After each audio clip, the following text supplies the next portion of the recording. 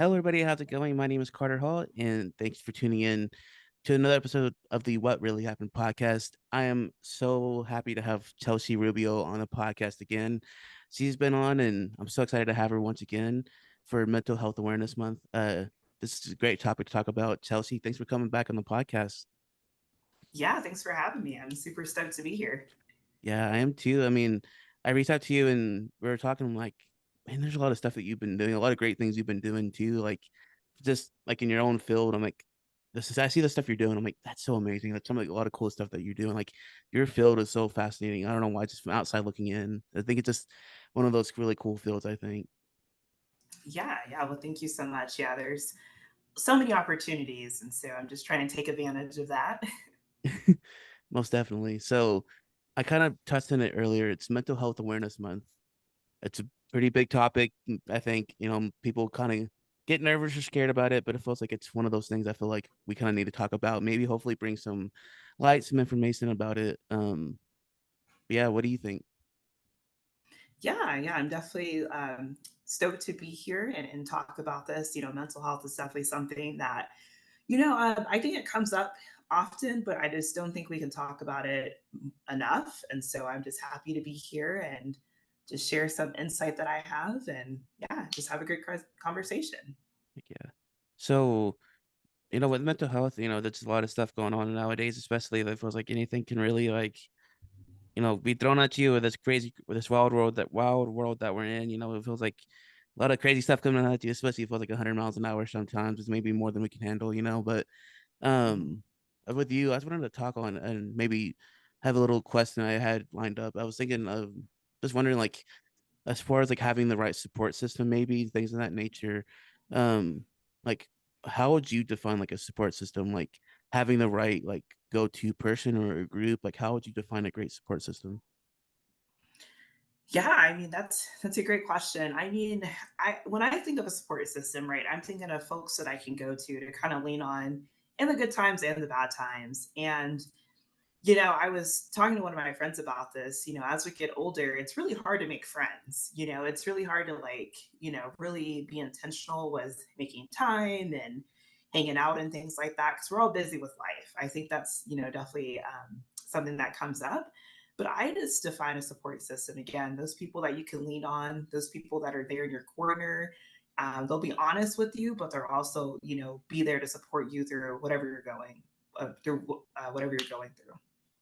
Yeah, most definitely. I mean, that's just a big thing, a great thing to have is in your corner because it feels like I personally went to therapy back in 2021, and that's something I feel like I really just having that, going to someone to do, I'm like, okay, I think I need this is something I need to go do finally. And it felt like I don't know if I really talked about it a whole on this podcast, but it feels like just having, like you said, a support system, maybe having someone to go talk to, whether it's a therapist, a friend, or something like that, or a family member, just having the right people around you, just talking it out, doing something like, okay, like if something small or something big, but maybe something small to you, but something big to someone else, if that makes sense. I don't know if that makes sense at all. Yeah. Yeah, no, that definitely makes sense. I'm glad you mentioned going to therapy. That's really awesome. I'm in therapy myself, and it's really cool. I go to this place where it's all BIPOC people, and so I have a Black therapist, and that made a huge difference for me because I didn't have to explain every single thing that I was going through. She just understood. Yeah, and the relationship that we have is really cool. Like, I mean, she's definitely not like a friend. Like, I'm not gonna text her and like be like, "Hey, this is what's going on." Yeah. But our therapeutic relationship is a friendship in nature, and I love that because I can go in and I can talk to her just how I would talk to a friend, and she also kind of like shares with me too. So there's like this relation, and we could just learn from each other, which is super awesome. And it's just nice just to have someone that looks like me that has been through, graduate school, has been through a lot of the same experiences. So yeah, I think having a therapist is could be a part of that support system. And I'm glad to hear that you were in therapy as well and it helped. Yeah, it was a big help for sure because I felt like just you said having just those like you said you listed it off having those characteristics in someone who like can yeah, they're like maybe like you said a friend in nature, like you said, you're not texting them like, hey, what's going on, like you said kind of that going on, but like but that you said, having that relationship, that bond, like, okay, like, you know what, I'm going through this myself. Like, as far as like you going to like school through school, like with this, but also like that's what I mean by that. As far as like I'm going through this and I know this person went too, but like having that bond of like, okay, like and that naturally grew, it's like one of those characteristics, that kind of grew on its own. Like I feel like that Mhm. makes that bond a little bit more better, if that makes sense. And I Yeah, think no, that that's pretty definitely makes awesome. sense. Yeah, no, I definitely think that makes sense for sure. And I think too, I think as we start having conversations about mental health and prioritizing that just as we do with physical health, more of these conversations will come up. And, therapy doesn't always have to be, talking, right? You could do art therapy. There's equine therapy with horses. Oh yeah. There's like storytelling. There's comedy as well. So I think just kind of shifting how we view therapy, where it's like, oh, I go like talk to someone, or the typical, Yeah. I'm gonna lay on the couch and be analyzed kind of thing. So I think there's a huge move to incorporating other parts of therapy as well, because talking is always not the most helpful for most folks too. Oh yeah. That's something too. It feels like I think that I didn't really realize until I was going through it myself. I was like, sometimes talking is a great thing. Like obviously talking could be a great thing for a lot of people, but sometimes it feels like people need different avenues or different routes to go about processing, maybe not processing if that's the right word, like a better words, but like maybe going through something, if that makes sense. And like, Mhm. okay, this is like for me, it was CrossFit. Like sometimes when I work out, I'm like, I feel better, much more better. I don't know why. Maybe that dopamine hit, I guess, afterwards. I may hate this workout, but afterwards, I'm gonna feel like 100 times better, maybe something that physical stimulus, maybe. I don't know. But that's just me. And maybe I'm the weirdo, I guess, who likes going through that kind of stuff. I'm like, ah, well, no matter what kind of day I'm having good, bad, or indifferent, like, okay, maybe this workout can maybe help me. I don't know. That's just me. But like you said, there's so many different avenues and routes that people can go down. Like you said, comedy or different things, I think is a good route if that too, I think. Yeah, and I'm glad you had mentioned doing CrossFit. Oh heck yeah, like working out, that's also a good, it could be like a coping mechanism. It could be just a way to kind of just, get outside of your mind for a little bit. Kind of reminds me here in Denver or just in Colorado in general, a lot of people do yoga. So there's like a lot of yoga therapy that's being used too. So like movement in your body, is also another part too, because like you have to take care of your mind, body, and spirit, right? It's not Yeah. just the mind part, all of it works together. And so working out, doing yoga, dance therapy is another thing too that I've seen come up as well. So I think all of that could be just a way to express ourselves and a way to deal with the depression and anxiety and like whatever else is being thrown at us. Yeah, and that's what I love about Colorado too, is like how can I say this? It's such a great place. I think obviously I live in Texas, but when I visit Colorado, it's like it's such a great place to visit too, because it feels like that's such like everything around you is like a very like you can go hiking, you can go do different things. Like there's so many things that you can do just to maybe go for a walk, do something small, like you mentioned earlier. You can go do something like yoga. It feels like there's so many different things. So that's what I like about it too. Is like maybe get out of your head for a little bit, like you said, so to speak. If that makes sense. Yeah. Just do stuff like that. And I wanted to ask you to kind of thinking about it earlier. We're kind of talking about it as far as like talking a little bit, maybe not just talking, but maybe going through something else. Like I just want to ask like about like as far as like characteristics, like when someone goes to someone about like, okay, this is what's bothering me. Like, what characteristics do you think someone should have when being talked to? Like, is there anything in particular that's like stick out? You think, or like, okay, like this is okay. If like as far as like having a support system and things of that nature, kind of going back a little bit, is there any like characteristics that someone should have when being talked to? I don't know if that question makes any sense at all. Yeah, no, that definitely makes sense. And I was definitely thinking about this when you had posed a question to me. I think first and foremost is just like the what we call active listening. It's a very basic therapeutic skill, but I think it shows up in other relationships that we have. So a lot of times when we go to people, I think, and we always want to jump to like giving advice and providing solutions, and a lot of times we miss what people are saying. So I think what's really helpful is just listening to what the person's saying and pay attention to what's not being spoken to, right? we communicate through nonverbals. Like, pay attention to someone's body language, and be like, hey, so you're saying this, but like, I'm also noticing this. Like, just allowing people to be seen and to be heard.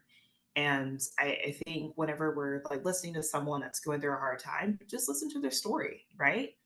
Not very often do we actually get to tell our story and we get to actually like sit and be like, hey, this is actually what's bothering me, and feel so seen and heard. So I think that active listening is a good piece. And again, just slowing ourselves down as well, and not go into, oh, I need to fix this person, or oh, I need to give them advice, or I need to give them solutions immediately, right? Like, just let them talk, like, just listen, right? Then Yeah. obviously, I think it's also good to like ask questions too. I mean, if someone's like telling you something, like, don't be afraid to ask questions. I say this because I think sometimes we shy away from asking. Let's say that there's someone that's having a really hard time. Ask them if they're having thoughts of suicide. If they're mentioning like, oh, I don't want to live anymore, ask that specific question, right? Yeah. You're not going to push them to do it. If you ask, it's not going to make them, do it. I think if you ask that question, obviously with care and compassion, it creates a space for them to be open about it. Because, Yeah. suicide is definitely something that we don't really talk about. Like, Mhm. people have to go to like a crisis line, or they have to go to a therapist because like they don't want to, they don't know how to talk to their friends about it, right? They don't know how to talk to their family. So I think once you've done that piece of making someone feel heard, then you can ask those questions that you may be difficult, like such as ask about suicide. I think another important characteristic as well is just I think a lot of times when people are going through a hard time, we may have our own perceptions on what the issue is, but I think one of the biggest parts is to put our perceptions aside and really put ourselves in place of that person, and really be like, what is it like to be that person, right? Like, what how would I feel if I was going through this? Because I think sometimes, we have our own conflicts, and we may have different values and whatever than the person that's, going through a hard time, but we have to put ourselves in their shoes for a minute and kind of be like, okay, if I was on this end, how would I be feeling? How would I want to, have support received? So those are just some of like the basic things that I think are super helpful, just to help someone when they're going through a hard time. Awesome. That you just gave a lot of great information. Like, like you said too, like just you said having that conversation, like given not given room, like 'cause most people you said suicide's now like one of those things too. Kind of you talked about a big thing, and it feels like they said just having that room to talk. Because it feels like what you said. So you said that, and I just started thinking like it feels like that's something that doesn't really get talked about until it's really sometimes too late. Like if you said there's a crisis line, they're talking. I'm like, okay, like they're talking, but sometimes it's already at the breaking point. But sometimes he said if there's someone who came to you to talk about something, like that's them saying something like, okay, like that's like given that room, he said, let's give them room to talk about whatever. Like ask them that question. I never really thought about it when he said it, I'm like, that makes sense. Like I never really thought about something like that. Like, okay, let's talk about it. Like, let's give room about this, and also like just being active listening, and body language, and that's all just like things you say. Like, yeah, I'm fine. Like, just but at the same time, it's like, well, okay, but what but you're saying something else completely. That's something like you said that too. It's like what? Like, it's something I try to watch for too. I don't know if that's just me. That's something I always watch for too. Is like I could be talking to somebody too, but like I don't know. That's just verbal and nonverbal communication. That's something that like me being a communications major, I took a few classes, Right. and I was like, that's one of those things I try to weave in and out. I'm like, huh. Like ever since I took that class, and even more so now, I'm like, I've tried to pay attention a little bit more to it, if that makes sense. And I'm like, all those little things that you say, you could just even a conversation like we're having now to uh having a mental health conversation, any kind of conversation you have, I'm just like, oh really, blah blah blah. I just have everything, active listening, everything.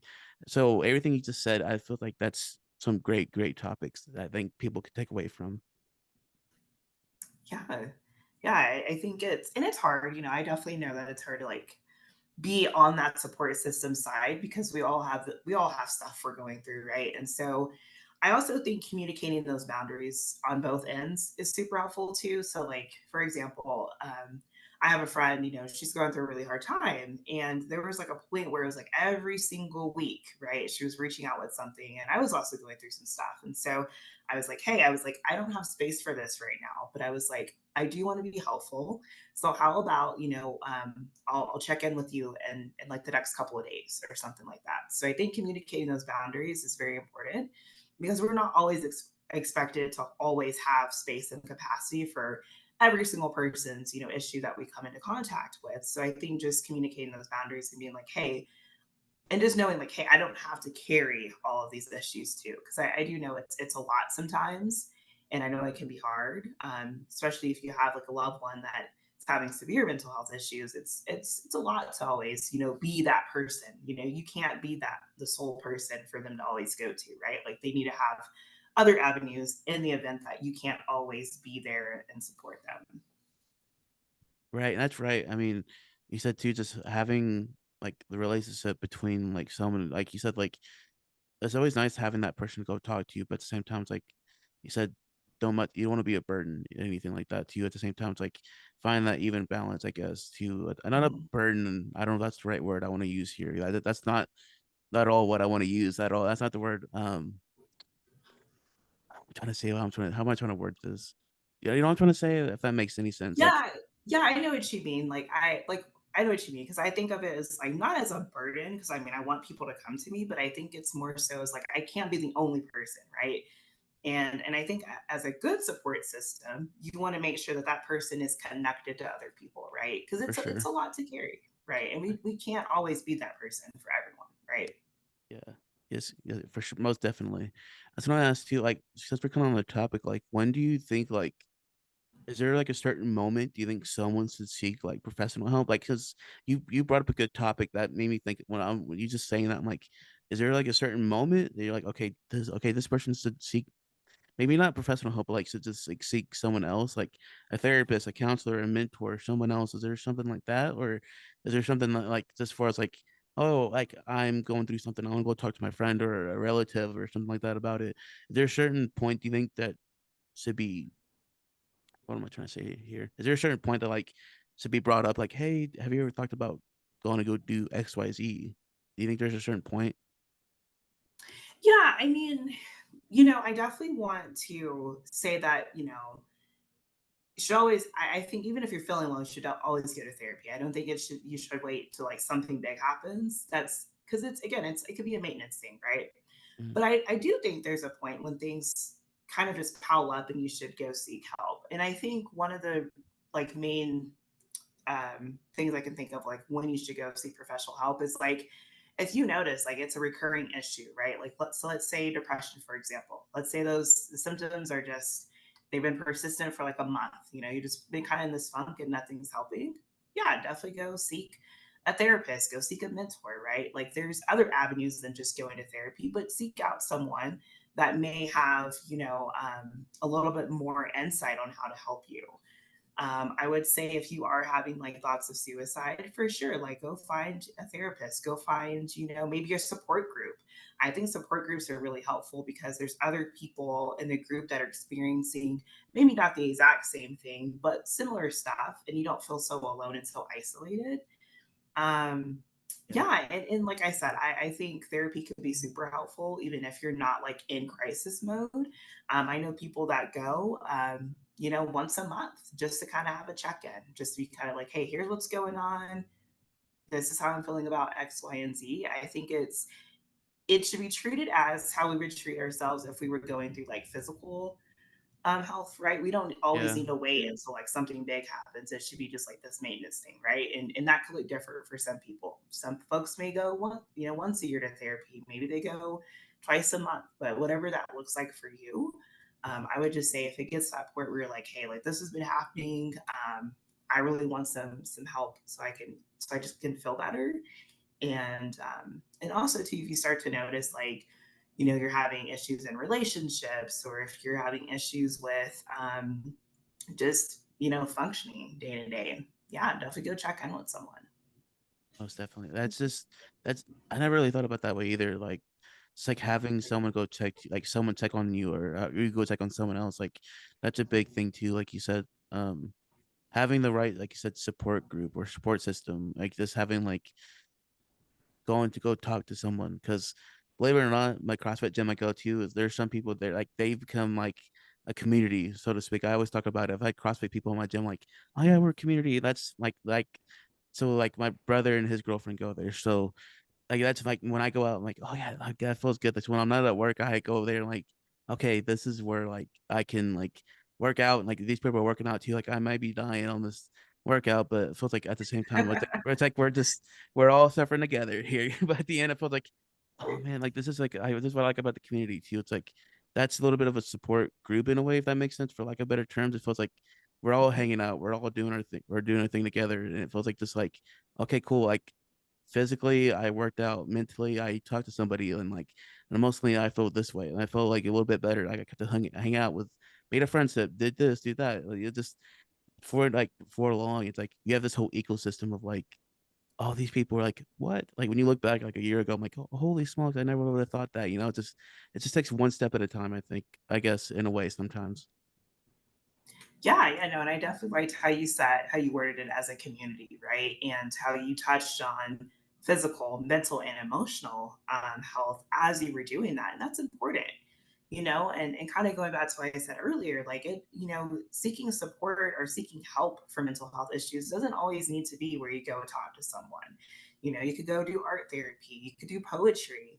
So I work in the substance use field. And so we have different providers that will do various groups. And so there's like writing groups, there's just they have some places have like open gyms for people to like go to work out, but also it's a safe space because like there's not alcohol, there's not drugs there, and there's people that form this community. So I think that's a huge aspect, especially when we talk about our mental health and just connection. I thoroughly believe that when we do have mental health issues present, it's because it's a lack of connection. And if you really think about everything that's going on, just in the world, we can feel very isolated, and that can create like this emotional distress. So I'm very huge on relationships, right? So anyone listening to this, if you're struggling, like go get you some people, go find some community, and that could look however that needs to look like for you. But I'm glad that you mentioned that, Carter, just how going to CrossFit is like your community, because I think that's super important. Oh yeah, I started back in 2018, 19, but I've had different gyms. But so the gym I'm at now, it's pretty cool. I mean, both gyms I went to are cool, but with even one now, it feels like you said too, like you have a safe space. You mentioned earlier too, and when he said that, Chelsea, I was like, oh man, this is so cool. He said safe space. I'm like, that, like in a way too is cool. Is one of them for sure. One of them is the gym, but there's other places that I feel like I feel safe at. Don't get me wrong, but that's just one of the places because I feel like, you know I haven't drank in 4.5 years almost, and it feels like that's one of those things too where I'm like, oh yeah, like no, these people are training. Like, why would they? I felt like they're not going to ask me like, hey, here's try that. I'm like, the more like, so it felt like it was one of those things too, like having boundaries. Like, oh, I'm not gonna go out and do this, do XYZ, whatever, because I don't obviously. But he said having those safe spaces, having those boundaries, and just like those healthy boundaries, if they make sense, as opposed to just setting boundaries just for the sake of setting boundaries, and just having the healthiness of like that even flow, if that makes sense too. Yeah, that does. Well, I want to say congrats on your recovery Oh, journey of not drinking, thank you. for 4 years. That's huge. And I know Appreciate especially it. for that, even if we choose not to decide to do drugs or drink, I know it's really hard. I was actually just talking to one of my friends about this because here in Colorado, we have so many breweries and just so much alcohol everywhere. I mean, you go out and it's everywhere. And I was like, Yeah. it's really hard to be in recovery when there's alcohol and, substances always around. So these little areas where there is that community that's not promoting that Mhm. is super amazing to be able to get connected in that way because it's hard. It's very tough. Yeah. It's one of those things now. It's like it's I think most people, I think it's one of those things too. Like I can't speak for everybody, but I could probably speak for myself. It was like initially it was one of those things like I just wanted to try it just for the sake of trying, just like how long I can go. Like I can go for a month, and then because I wanted to try just drinking water for a month when I first started CrossFit, and I was like, let me just try drinking water and no alcohol for a month and see if I can do 10 push-ups in the morning, just do something just simple. And here I am just like 4 year, I'm like, holy crap, that 1 month turned into 4 years. Like, how did that go by? So, so, so it's one of those things too. And that's the things over time. It's like, yeah, like me not drinking is pretty easy. Like, I don't have the urge or anything. Like when I'm out, I felt like my family pretty much knows, like, no, he doesn't drink. Like, I don't, it's just one of those things like breathing. It's like, I Right. don't know if that makes sense. Like, it just, not that it comes easy. I don't wanna say that to sound cocky or I don't need nothing like that, but it feels like it's just one of those things where it's like, I can live with a like, with, without kinda thing, you know? Yeah, yeah, no, I totally understand that. And yeah, and everyone's, recovery decision, or recovery journey looks different, right? Whether it's a decision or whether it's, something that someone had to do. I think, yeah, we just don't talk about that enough. And it's so ingrained in our society too. I mean, like I said, I work in the field, so it's kind of interesting to just hear different people's stories and journeys about that. But it takes a lot of self-discipline, right? It takes a lot of self-discipline. It takes finding, again, community to Yeah, promote that. And I'm glad that your family, they know and they respect that as well. So I'm just happy that you have yeah. that support. For sure. Well, thank you. So another big thing I wanted to talk about too is I kinda talked about it earlier. Talk about going from work and to the gym and feeling this way, like one way versus another way. In the workspace, I'm feeling like more professional, whereas the gym, I'm like, oh, I want to work out, blah blah blah. Like I'm doing this, feeling like two different people. But something like I want to talk about too is kind of talk about code switching. Most people play don't know much about, and that's something that you and I were talking about. And you're like, that's something that I think that hit pretty big that most people may or may not know about. And um, I just want to ask, how would you define code switching in your own words? Yeah, in my own words, code switching is where, you have to pretty much put on this mask, right, as you navigate different situations. So you may present yourself one way, as you said, during like a work environment, and then another way, in like your personal life. And I think it really pertains a lot to folks that are not in the dominant culture. I mean, anyone can experience this, I guess, in a sense. We all wear masks, but I think it really pertains to folks that are from other communities where they have to try to like minimize who they are, minimize their culture in order to fit in and to feel accepted.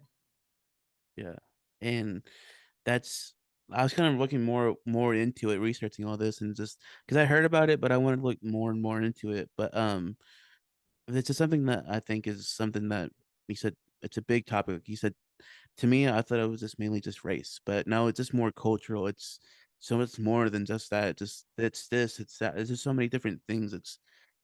I'm like, wow, I didn't know it was that broad of a thing. Like I didn't like how people would tend to fit in one. I'm like, wow, like I didn't. Maybe I was just naive to it all and just looking into it. I'm like, you wear something like in how you mentioned earlier, he wears like a different face. I'm like, I never really paid attention to it at all like that. Like I was shocked when I first heard that. Yeah. Yeah, it's a really huge topic. And I mean, in my own experience, I mean, I definitely experience every day. So, and the work that I do, I'm a supervisor. So, definitely have that professional hat on. I work in a predominantly white organization. And in the spaces when I actually go and do community work, I am one of the very few women in the well, one of the very few like people of color in the room. I'm always the youngest in the room, Oh and I'm wow. usually the only like black person, like black woman in the room. And so when I navigate those situations, I don't necessarily think that I feel out of place. Everyone's very welcoming when I do community work or even at my job. Everyone's like very welcoming. I love the work environment, but there are these other layers underneath that I just don't think people understand. Like, I feel like I have to present myself as like super professional in the way that I talk and the words that I Yeah. use. So I feel like I'm on all the time. And then I go to school and we all know at the graduate school level, there's not a lot of people of color. I'm the only Right black on. woman in most of my classes. There's only been like one class where I wasn't. That was last semester. And so as we were talking about certain topics and stuff, like my perspective is always different. And so I have to like navigate this space in a certain way. Like I definitely don't know how to be genuine and authentic sometimes. I feel like again, I have to be on. I have to like choose my words carefully. I have to like make sure I say everything correctly. It's definitely not the way that I show up when I'm hanging out with my friends, especially my Black friends. Like when I hang out with them, it's a whole different, kind of environment in the way that I speak and the way that I show up. But I think this past year, I was just like, how can I show up as my authentic and genuine self? Um, Mhm. and really feel okay with that. And I've been doing that more often. I've been showing up at work the way that just the way as I am, and moving throughout other spaces. But it's really hard, especially as a Black woman, to be in these predominantly white spaces and feel okay to, react the way that I want to react or talk the way that I want to, talk or, Oh, yeah. yeah, just those things. Well, thank you for sharing that story. I mean, I didn't know any of that. I mean, it's such a crazy, like, thing. The fact that, like, you said going to get your master's and doing, like, all the adversity you went through and, like, everything you've seen, like you said, I felt like you wear so many different hats.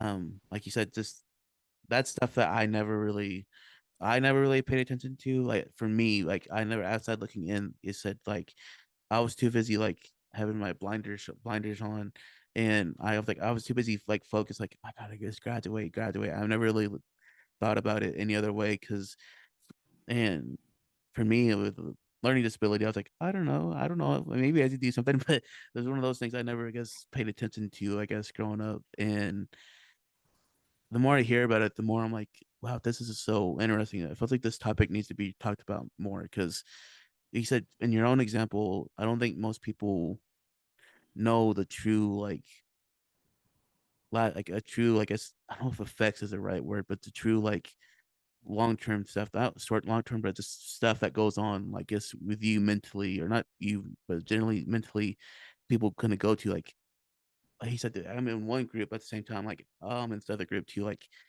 do you think there's any, like, effects, like, of code switching, you think, at all? Like, mentally or emotionally? Yeah. Yeah, I mean, again, I'll just share from my own experience. Definitely a lot of mental health effects. I mean, I don't want to. I don't want to pathologize this experience, meaning I don't want to be like, oh, I'm depressed because of this. I have symptoms of depression because of these things I experience, but um, I think really I think some of the things that I was feeling was like definitely like social, like withdrawing socially.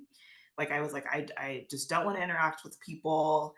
I was like, and I'll be quite honest, I was tired of hanging out with white people for a very long time because that's how it's been most of my life. And then here it's just like everyone's the same. And I got tired of hearing, oh, I'm so sorry you have to go through that, or just kind of like the white guilt. I was tired of having to experience that. So I was just like, I'm just gonna like be in my own corner, just kind of hang out with like, my husband and like a couple other people that are not, white. That becomes very isolating, right? So definitely I was feeling like socially withdrawn because of that. I think it creates some anxiety as well, like social anxiety, just not knowing how to interact with people. And then I think the biggest impact for sure was like this loss of self because I didn't know who I was. I was like, I'm always on and I'm so exhausted for being on, but I had no idea how to move in the world and be me.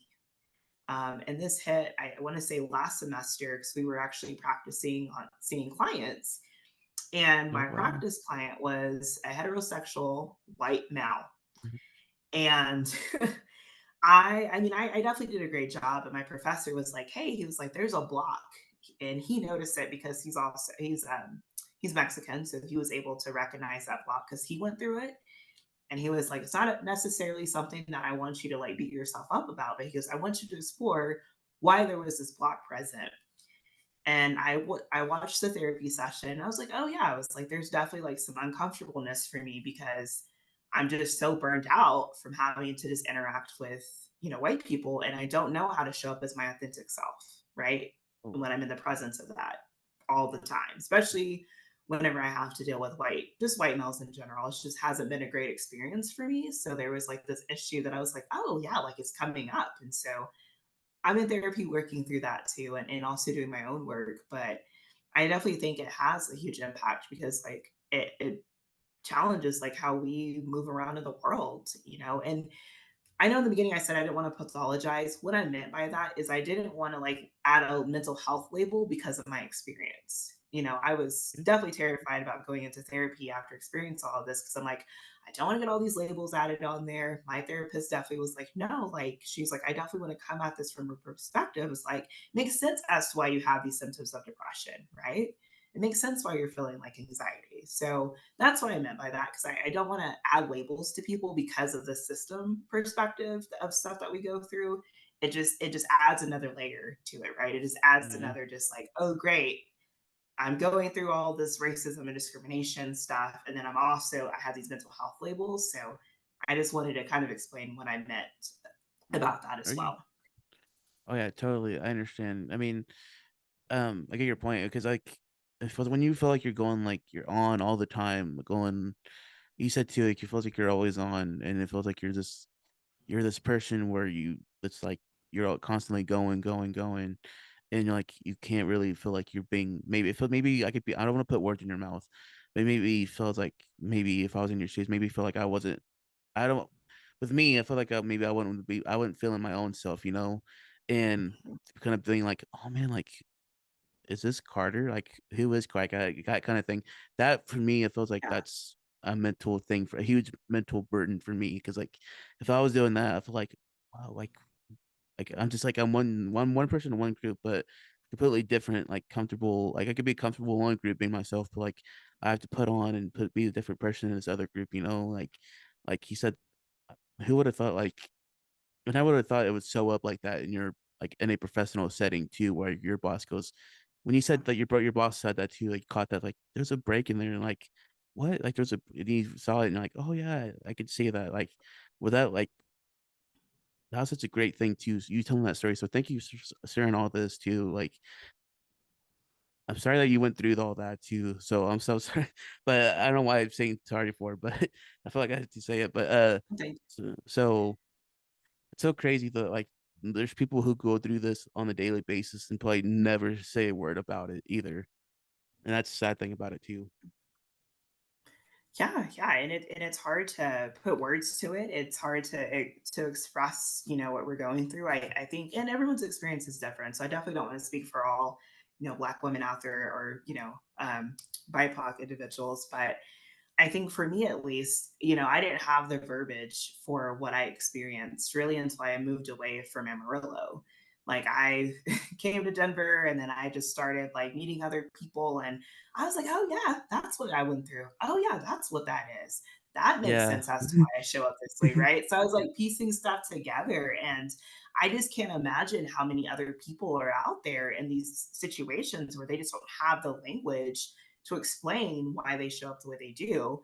And that's why that's my biggest why. Is why I want to enter into becoming a counselor and eventually you know becoming a psychologist and a professor because I want to talk about these things and I want to Yeah. educate people about these topics because it's just hard moving through life for so many Yeah. years and not being able to find the words to explain what you're going through. So yeah, and it's nice to have the space. So I'm For so sure. grateful that I have this space with you to talk about these things and just to feel heard and seen.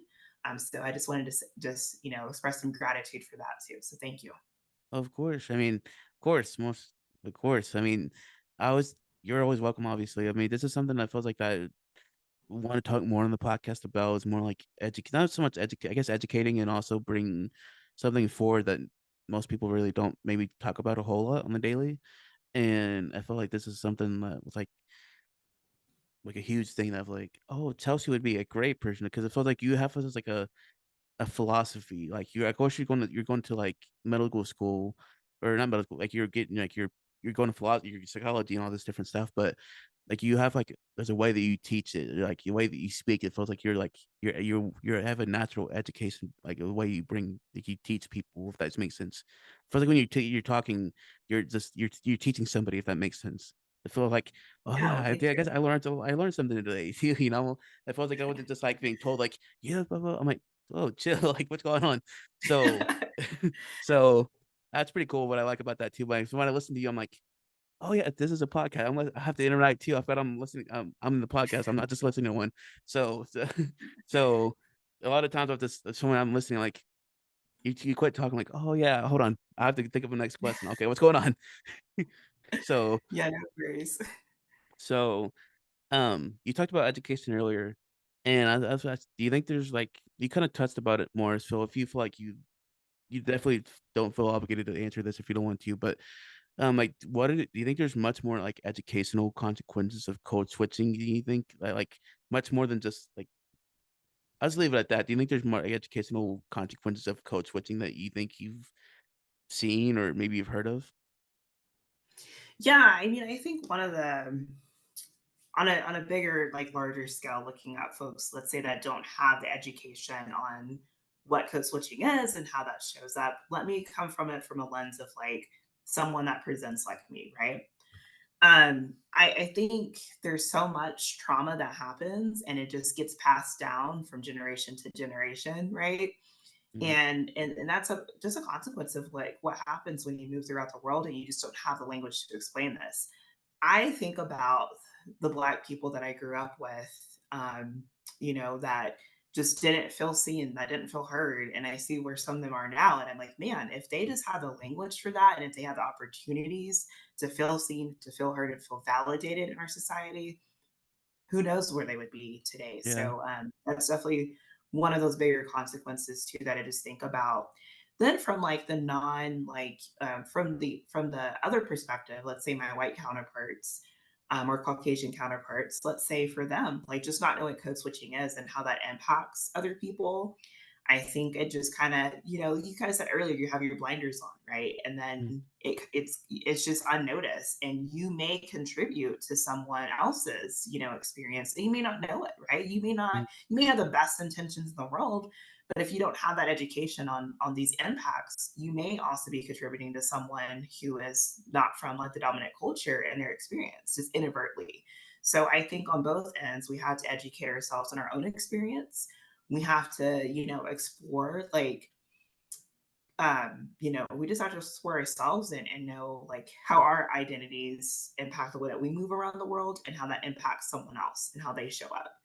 And I think there's like this unique perspective that I have too, because in some way, I don't want to, I guess in some way, I do have privilege, right? Like I am in a grad school program, like I was able to go to college. There's a lot of folks that are not able to do that, right?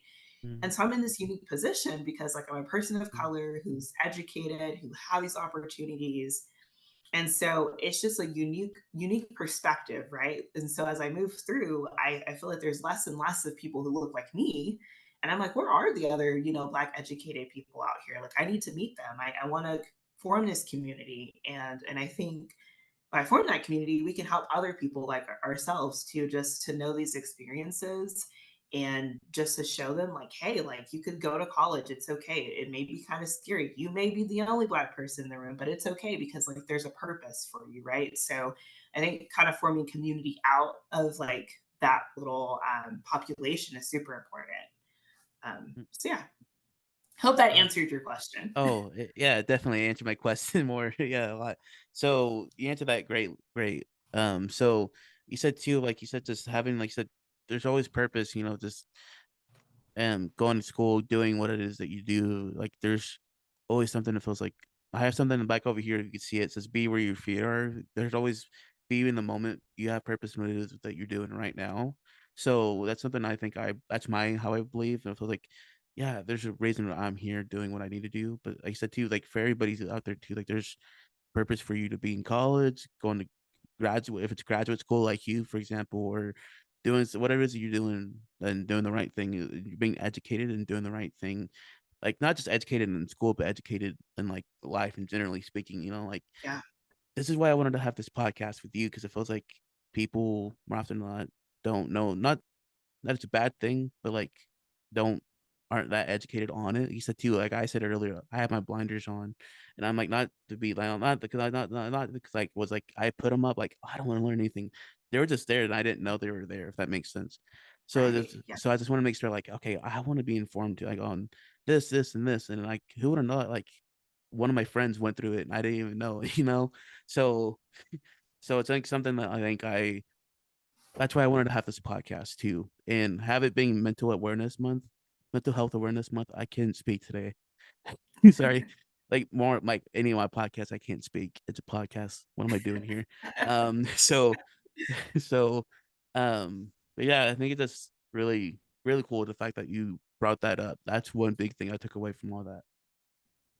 Yeah, yeah. Well, thank you. And yeah, and to anyone listening to this too, it's not to put blame on anyone, right? It's just an open, honest experience. And one thing too is like I'm definitely not speaking for all Black women or all Black people or anything like that. Everyone's experience is so different. I just wanted to highlight how I felt because moving from Amarillo coming to Denver, it was a culture shock and a change for me because I was meeting people that were had a different viewpoint than Amarillo. They're very progressive, very open minded. Yeah. And so that's what opened me up to want to speak about these things, right? And I just hope that anyone listening, regardless of your background or where you come from, that you just receive this information and you just kind of sit with it. And you're like, yeah, like how am I moving throughout the world? How do my identities impact how I show up? And that could be for anyone. And then challenge yourself, right? Challenge Mhm. yourself to learn more about code switching and racism and discrimination and how that impacts not just people of color, but how that impacts the other side as well. Because there is white Yeah. guilt, and you have to deal with that too, Mhm. right? And Most there's just a definitely. lot of other things that we have to move throughout the world. And I think by having these conversations, by doing our own work, it just creates, just more understanding. And so that's all that I want. I just want people to understand, right? And just be open minded to receiving information.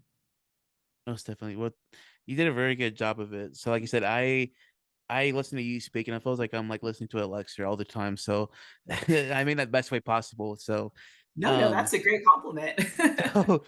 so I feel like you said, you like I feel like you need to go into like if sometime down the line it feels like teaching needs to be your thing, like professor or something like that. That should be your thing sometime because it feels like code switching and all this stuff is like you said, all these different things, like it reaches so much as just race. Like you said, there's cultural, it's just so many things that go into it and all these different things that like most people, like even me, I was shocked at as many things like researching this. I was like, oh, it goes into race, it goes into language, it goes into culture, it goes into so many different things. Like it checks so many different boxes.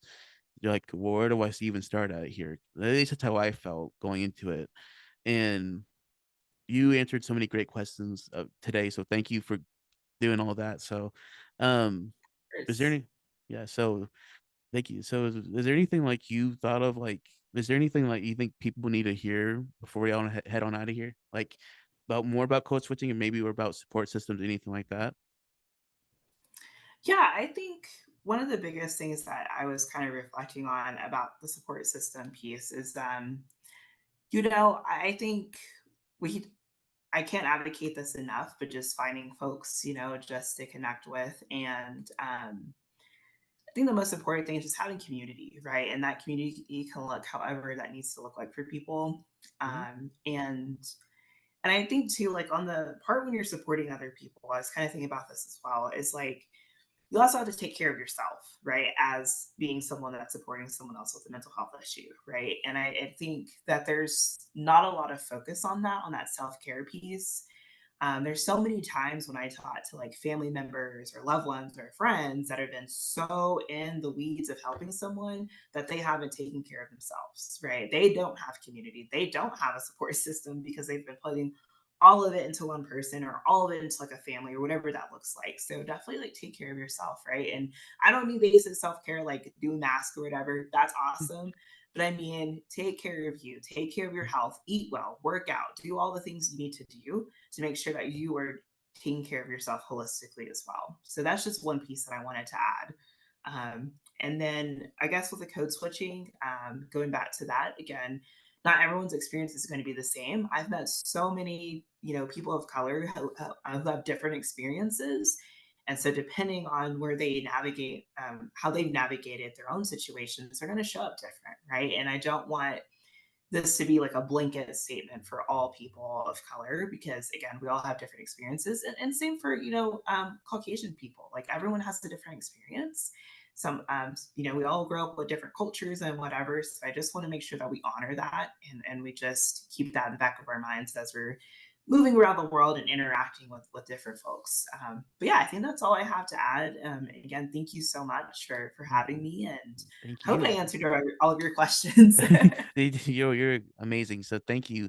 You did amazing. So I always love when you come on because it feels like I always learn something so like new every single time. Like I just feel like I sit back and listen to a lecture sometimes. Like I learned so much from you. So thanks for coming on. I can't, oh, my nose is itchy. I'm so sorry. Thank you for No coming worries.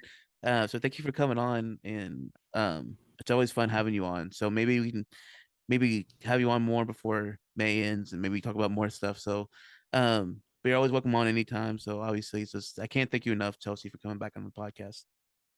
Yeah, of course. Thank you so much, Carter. Happy to be Thank you. here. Of course. So, thank you everybody listening, and go out there and take care of yourself and take care of others.